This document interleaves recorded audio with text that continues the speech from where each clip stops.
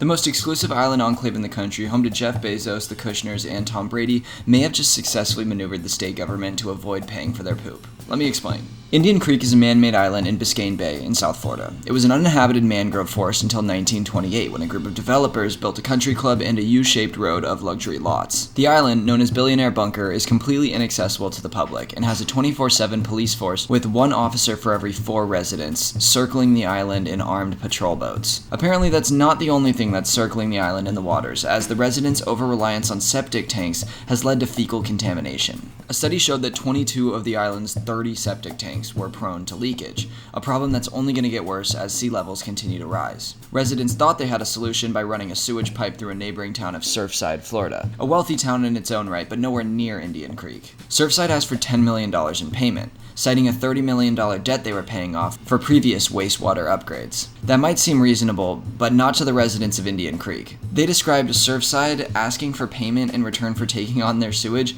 as a ransom, with another council member calling it extortion. Now, $10 million is obviously a lot of money, but to an island with a combined net worth of about $250 billion, it might as well be a $10 bill. It's a rounding error. So they must have just reluctantly paid it and moved on, right? No, of course not. Instead, they quietly paid a lobbyist who then engineered the inclusion of a small passage in Senate Bill 1662, which bans municipalities from blocking or charging other municipalities for the installation of sewer lines. The bill passed both houses of the Florida legislature and was recently signed into law by Governor DeSantis shortly after. This move was little surprise to locals, with former Surfside Mayor Paul Novak calling it just another day in Tallahassee.